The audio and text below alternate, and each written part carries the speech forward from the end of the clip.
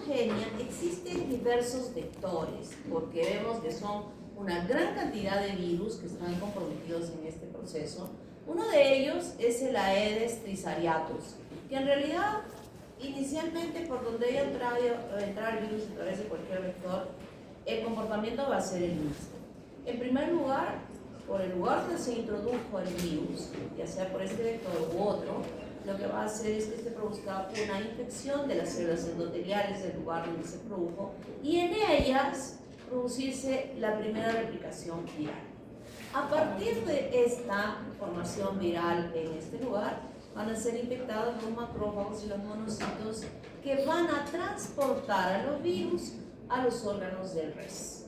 Hígado, vaso, médula espinal, etcétera, etcétera, y donde se va a producir una gran cantidad de viriones, produciendo una viremia masiva que va a alcanzar a otros órganos donde ya se va a establecer la infección propiamente dicha, afectando a estos órganos y traduciéndose luego la sintomatología inherente al daño en este lugar. Cerebro, hígado, células endoteliales de diversos órganos que van a traducirse clínicamente con diversas sintomatologías.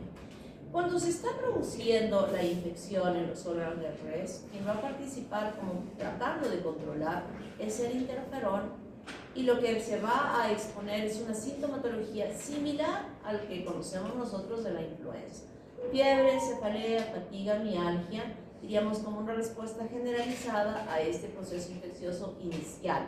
Pero luego cuando el virus ya llega a estos órganos importantes, ya la traducción clínica va a ser específica para cada una de estas áreas. Entonces, como reservorios tenemos a roedores pequeños, conejos salvajes, ardillas, primates, mono perezoso, ardilla voladora, erizos, caballos, aves, roedores, ovejas, ganado bovino. Lo primero que vemos dentro de estos reservorios, los iniciales que están aquí, son animales salvajes, ¿no? O sea, no son animales domésticos, pero pueden, a partir de ellos, infectarse los animales domésticos y ser fuente de infección para los humanos que conviven con ellos. Y dentro de los vectores, como dije, hay varios. Está el Aedes trisariatus, los dípteros del género Culicoides, los Culicoides paraensis, las garrapatas, el género Hyaloma tic, el Haemogus marginatum, la mosca de arena, las hematófagos, que también pueden ser vectores en la transmisión de esta infección. Y como enfermedades, ya cuando el virus ha llegado a estos órganos diana, se va a traducir, aparte de la fiebre, trastornos neurológicos, trastornos respiratorios y hemorrágicos, fundamentalmente por ese daño a nivel endotelial y también por el daño a nivel hepático que se pueda producir con una respuesta insuficiente en la formación de las proteínas de la coagulación y que puede traducirse luego en hemorragias. Entonces, dentro del género hantavirus habíamos visto diferentes géneros, pero uno de los que nos importan porque dentro de este género están incluidos los virus que ocasionan infecciones en nosotros seres humanos, es el hantavirus. Y es el mismo roedor el que va a actuar como vector con la eliminación de sus orinas, con la eliminación de sus excretas, con la eliminación de su propia saliva, que podría estar contaminando los nutrientes, los alimentos o los aerosoles a los que las personas que viven en estos lugares podrían estar expuestos y adquirir la infección viral.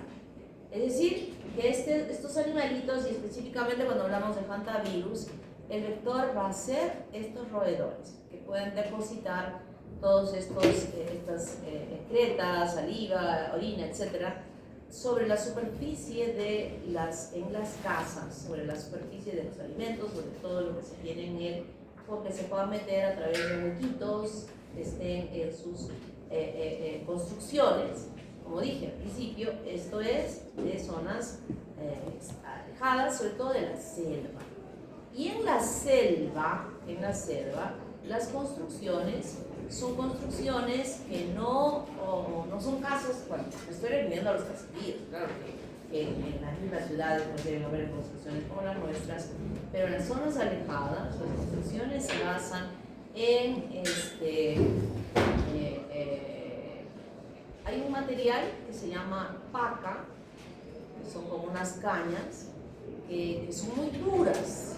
Entonces esta madera especial se construye siempre en una altura elevada y luego las uniones no son tan estrechas. Y no sirve usar barro ni nada porque la lluvia, que es tan fuerte, de nada sirve porque la va a lavar. Siempre van a haber áreas o espacios por donde ingresan estos animalitos a meterse dentro de las casas y con el riesgo de poder transmitir esta infección, ¿no? Y están ubicadas en diferentes países del mundo, en todo lugar, y pueden producir un síndrome pulmonar por hantavirus, o también pueden producir un síndrome pulmonar por hantavirus y con la fiebre hemorrágica con síndrome renal. O sea, son dos cuadros que usualmente se manifiestan luego que se ha producido la infección. Los que nos importan a nosotros, porque los hemos podido identificar en nuestra selva cuando se han desarrollado estos cuadros, es, por ejemplo, el virus Río Mamori, que produce un síndrome pulmonar, y el reservorio es este ratoncito, Oligorazomis microtix, y se puede encontrar en el Perú. Se han detectado casos presentados por hantavirus justamente en el Perú. Y el otro que últimamente se ha podido identificar es el virus COUL, que produce la fiebre hemorrágica con síndrome renal. El reservorio se llama Ratus norvegicus y se encuentra en todo el mundo, y este es otro de los virus que se han identificado dentro de este género hantavirus en el Perú. Entonces, nosotros estamos viendo que estos roedores se comportan como vectores cuando he explicado que ellos pueden dejar su orina, su saliva, su materia fecal de estos roedores infectados, y que incluso podrían estarse inhalando por aerosoles para poder desarrollar el cuadro clínico respiratorio. El animalito se llama, su nombre científico es Oligorizomis longicaudatus, o le llaman también el ratón colilargo porque tiene la colita bastante larga.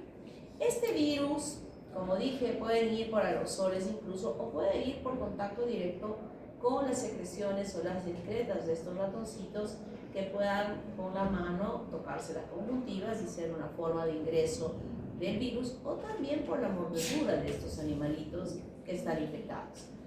Estos contaminan el ambiente en otoño y primavera, donde parece ser que es la etapa donde tienen ellos el mayor número de sus hijitos, ¿no? De su progenie.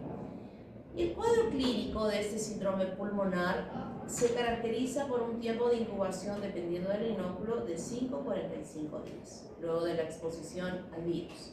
Y la etapa prodrómica puede durar hasta una semana, muy común a varias otras, donde hay fiebre, dolores musculares, escalofríos, náuseas, vómitos, dolor de cabeza, diarrea y mal estado general, y tos.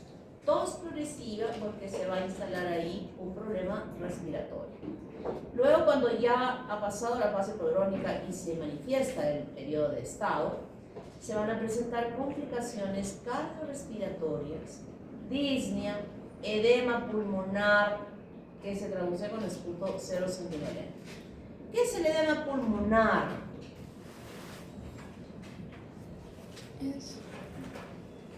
Es más que todo la inflamación a nivel de los alvéolos en el pulmón. Inflamación a nivel de los alvéolos. Acumulación de líquido intersticial en los alvéolos. En los alvéolos, acumulación de líquido. Líquido intersticial. Líquido intersticial. ¿Qué más? De glóbulos rojos. De glóbulos rojos. En la histología del aparato respiratorio, el alveolo con su epitelio. ¿Cuál es el revestimiento del alveolo? Simple Epitelio plano. simple plano. Por fuera de este epitelio simple plano, ¿qué hay? Sustancias surfactantes. El fuera. capilar. Capilar, ¿verdad? El alveolo está así, por fuera hay un capilar y aquí al frente hay otro alveolo. Alveolo, capilar, alveolo, alveolo, capilar, alveolo, alveolo, capilar, alveolo, cuando estoy refiriéndome ya a las partes distales de la ramificación del árbol pulmonar. Cuando hablamos de edema pulmonar, se refiere a que a partir de esos capilares se produce una extravasación de líquido, no solo de agua, sino de glóbulos rojos, que van a llegar a ocupar el espacio de los alveolos. Y este es un cuadro gravísimo. El edema pulmonar es un cuadro gravísimo que usualmente se produce cuando hay alguna falla cardíaca que está, recuerden, la circulación sanguínea corta que se da entre el pulmón y el corazón, y esto puede repercutir en que suceda esto. Habitualmente, cuando hay edema pulmonar, es una relación fundamentalmente con corazón. Pero en este caso, es el virus mismo que está provocando este daño a nivel epitelial del capilar, del alveolo por la inflamación, que está permitiendo que haya esta reacción. Entonces, ¿cuándo sabemos nosotros que un paciente puede estar haciendo edema pulmonar? Cuando tiene un problema respiratorio de disnea, no puede respirar bien y que además tose, y en esa tos estamos observando que tiene un esputo cerce aquí. Eso nos está diciendo indirectamente está con edema pulmonar. Tenemos que tratar como tal para que no se afecte o se agrave la función respiratoria de ese paciente. Y eso es lo que se observa en este caso. Además va a llevar a la insuficiencia respiratoria y la muerte, si es que no es aquellos casos que podría estar recuperándose. Se presenta un síndrome de fuga vascular pulmonar, rápidamente hay hipoxia, shock cardiovascular y edema pulmonar. Pero muchos de ellos, con el tratamiento de sostén que puedan recibir, podrían mejorar notablemente y sobrevivir a este ataque. Así como también, si hay algún elemento de fondo que no permita esto, morir. La fiebre hemorrágica con síndrome renal, este cuadro es más grave. No solamente afecta el tracto respiratorio, sino además haber un compromiso renal. Un compromiso renal con una falla renal. Entonces, inicialmente se van a presentar los síntomas de compromiso pulmonar y luego va a haber hipotensión y manifestaciones hemorrágicas que se deben también a que el hígado ha sido afectado. Hay un descenso de las proteínas que participan en la coagulación normalmente y se va a producir un daño, por ese daño hepático no va a haber estas proteínas y se va a producir hemorragias. El riñón se daña por el efecto del virus, como habíamos visto que migra hacia él, manifestándose con insuficiencia renal aguda, hay un daño tubular y además se puede observar que hay un edema retroperitoneal. Hay como una masa edematosa en la parte posterior de los riñones, falla hepática, renal, shock cardiovascular y muerte. Esto es más grave. La mortalidad cuando se presenta esta forma de compromiso por este virus, la supervivencia es muy baja comparativamente a la pulmonar. Como dije, puede haber una fase de convalescencia, pero muy difícil. La distribución es Estados Unidos, Chile, Argentina, Paraguay y Perú. Y los casos de Perú, hasta donde he podido ubicar el reporte de esta infección, antes solo hablábamos de un caso que se había presentado, que era el primero, pero después hemos visto que se han ido presentando más casos, donde vemos que la edad y el sexo, la mayoría son mujeres, y la edad promedio es entre los 29 a 40 años. Distrito de residencia: Iquitos, Punchana, Indiana, Mazán, San Juan Bautista y San Juan Bautista. Estos son caseríos de Iquitos. O sea, los casos se han encontrado en Iquitos. Ocupación: guía de turismo, profesor, agricultor, ama de casa, enfermera, ama de casa. O sea que no es necesariamente que esté bien metida en la selva para que pueda desarrollarse esto, sino probablemente la enfermera, de hecho, que trabaja en un lugar o vive en un área, un caserío mucho, no tan selva, sino que haya algo de urbanismo. Forma clínica: síndrome pulmonar, en este caso fue fiebre hemorrágica con síndrome renal, y en los demás síndrome pulmonar. En este no se pudo determinar cuál fue la forma clínica, no hay información. ¿Qué pasó con todos ellos? Este murió, el segundo caso también murió, el tercer caso con síndrome pulmonar de 18 años, tal vez la edad lo ayudó mucho, fue dado de alta. El cuarto caso, 38 años, falleció, y este 30 años fue dado de alta. Desde este caso no se conoce. Las pruebas que se hicieron fueron los sueros enviados a Lima para determinar exactamente sobre el cuadro y pudo determinarse a través de él, además de esta prueba confirmatoria, la secuenciación genética. Y en el primer caso fue Seoul, igual que el segundo, y luego Riomamore, virus Riomamore, como yo había dicho al principio, y aquí no se pudo identificar. Entonces no estamos exentos a que esto no se pueda presentar, porque cuando ustedes puedan ir a hacer su salud, de repente, aunque estos sitios alejados, podrían estar encontrándose con casos como este. El diagnóstico se hacen diversas pruebas, pero la más accesible definitivamente es la prueba serológica, sobre todo en estas áreas para buscar los anticuerpos que pudieran estar presentes contra él. Y una prueba que confirma muy bien es PCR, que también se puede realizar, o cultivos celulares.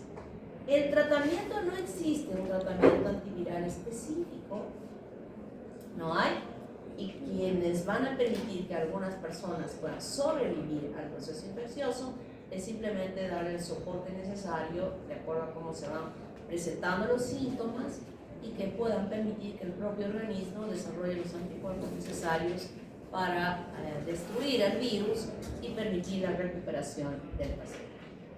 En la prevención es muy difícil, en la selva es muy difícil poder evitar que aún viviendo en áreas tanto urbanas se pueda evitar que estos animalitos salvajes como los roedores puedan ingresar, ¿no? Entonces siempre va a haber un riesgo de que a través de esta contaminación se puedan presentar. Claro que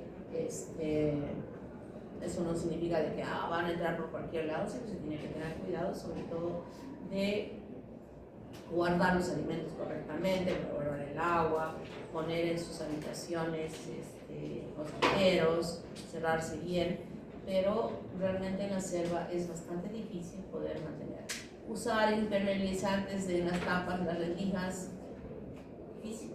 El barro, si es que es de barro, es lavado por una sola lluvia de un día y se borró todo el barro que habíamos pintado en todas sus paredes para cerrar los ojos. Adiós barro.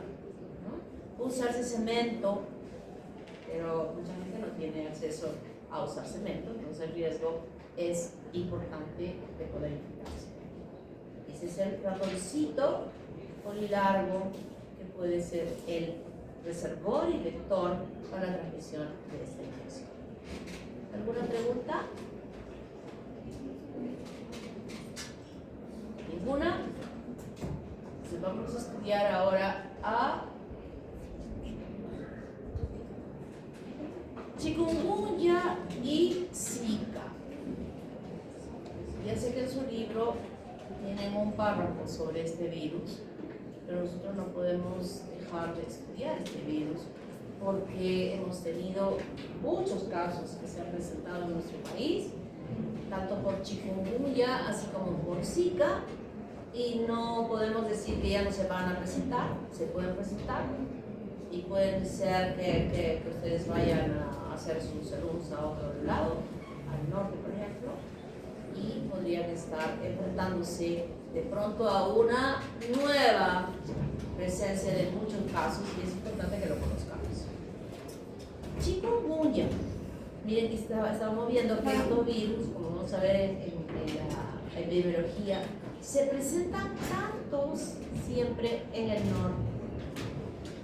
O sea que nosotros estamos realmente bendecidos de que esta gran variedad de infecciones como el dengue, chikungunya, Zika, no esté por aquí abajo. Eso es buenísimo. Algo debemos seguro que nos portamos bien, ¿verdad? Y por arriba hay Sodoma y Gomorra que están pecando porque todo les va a los pobres. Chikungunya pertenece a la familia Alphapiridae y es transmitida por los mosquitos Aedes aegypti y Aedes albopictus. Y el reservorio principal son los humanos cuando se dan estos periodos epidémicos. Pero también en los periodos interepidémicos se puede o se ha investigado y se ha considerado que pueden estar implicados otros reservorios como primates, no humanos obviamente, roedores, aves y algunos mamíferos pequeños. Eso es lo que se conoce que cuando no se dan los casos es que estén presentes en ellos. Los periodos de incubación hay un tiempo extrínseco e intrínseco. Y el periodo extrínseco se da cuando este mosquito pica a una persona infectada y obtiene su sangre. Luego que obtiene la sangre, permanece en él como 10 días, pues un tiempo de incubación extrínseco que se está dando en el mosquito, y luego este mosquito pica a otro humano que no está infectado, transmitiendo la infección en quien también se va a producir un tiempo de incubación ya manifestada luego por la misma enfermedad, y se convierte en un nuevo foco, un reservorio para que otro mosquito pueda picar y transmitir la infección, y así sucesivamente.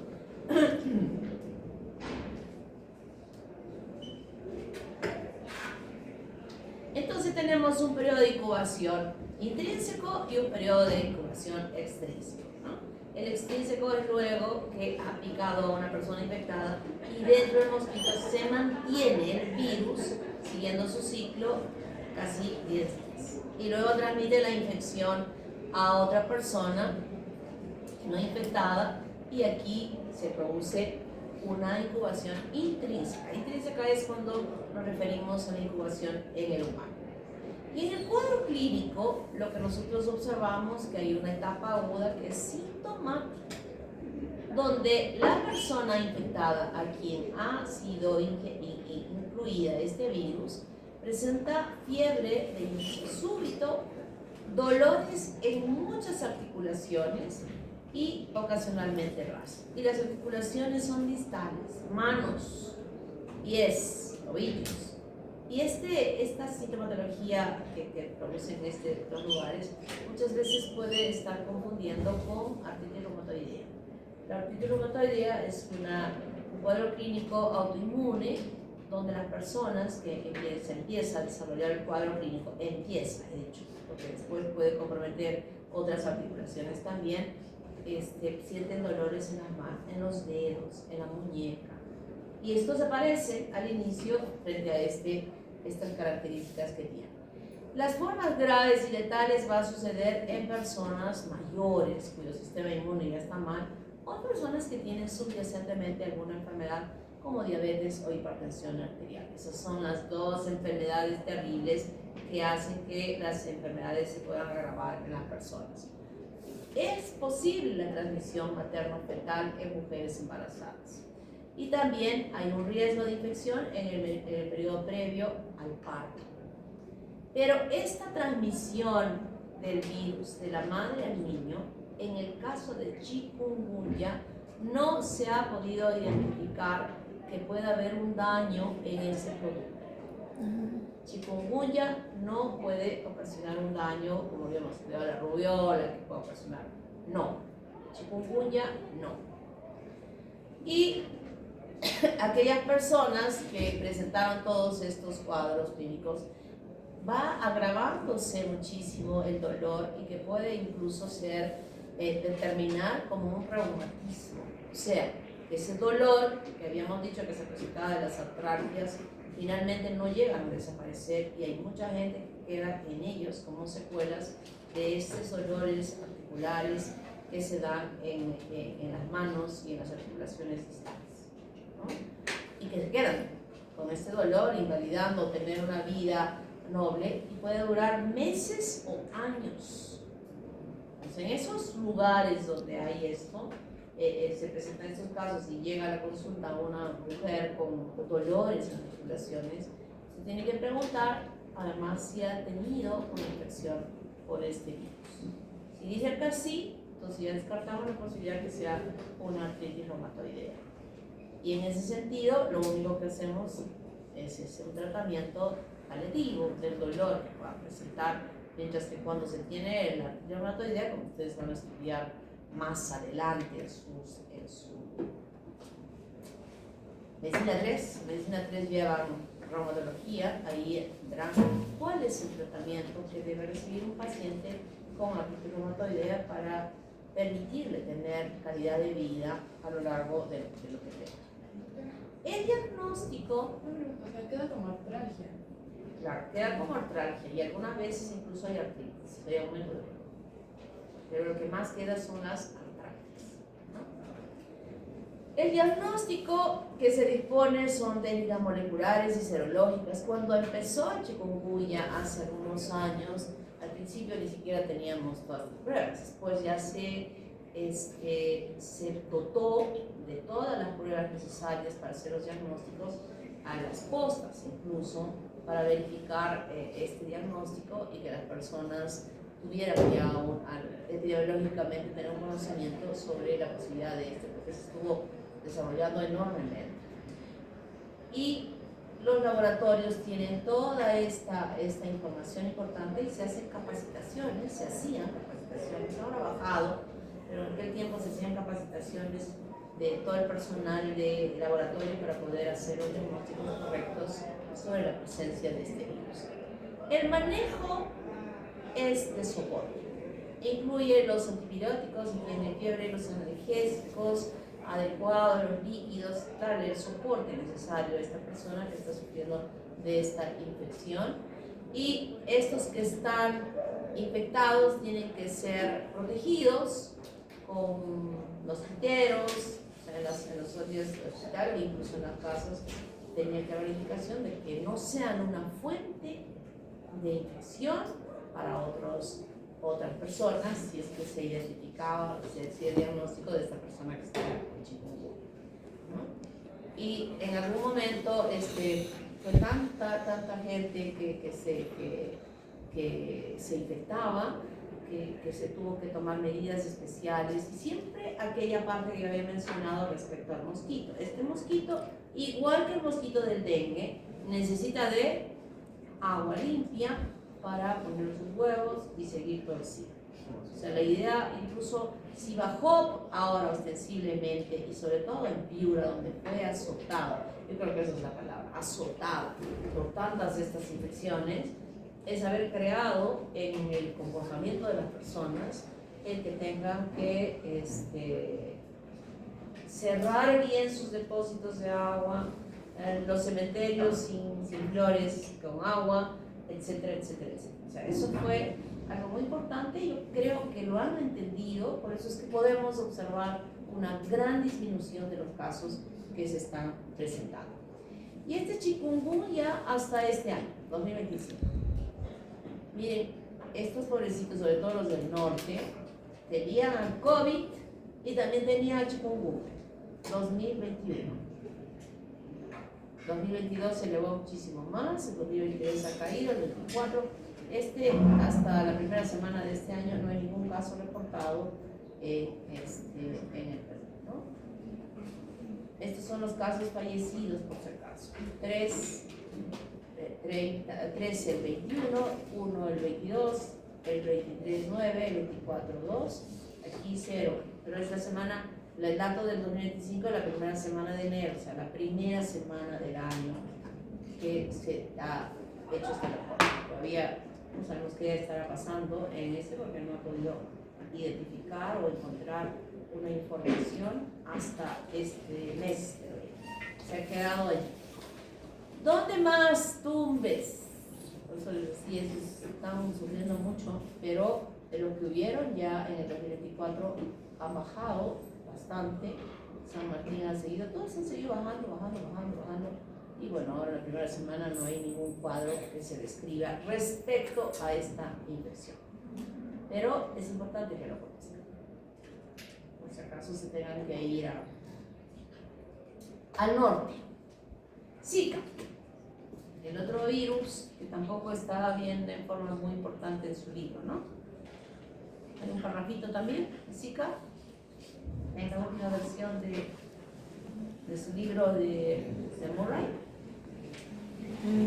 Hasta el año pasado no había nada.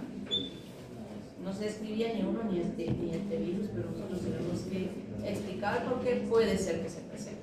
Igual pertenece al clavivirus, vector mosquito Aedes, que habitualmente pican durante el día, sobre todo al amanecer y al atardecer y al anochecer.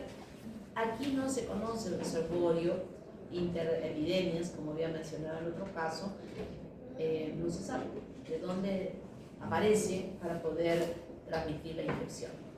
En el cuadro clínico es muy parecido al anterior. Los síntomas pueden ser leves, duran pocos días. El tiempo de incubación puede durar hasta una semana y aparece, igual como les decía, hay un exantema, dolores en las articulaciones y también conjuntivitis. Puede haber dolores musculares y cefalea, muy parecido al chikungunya.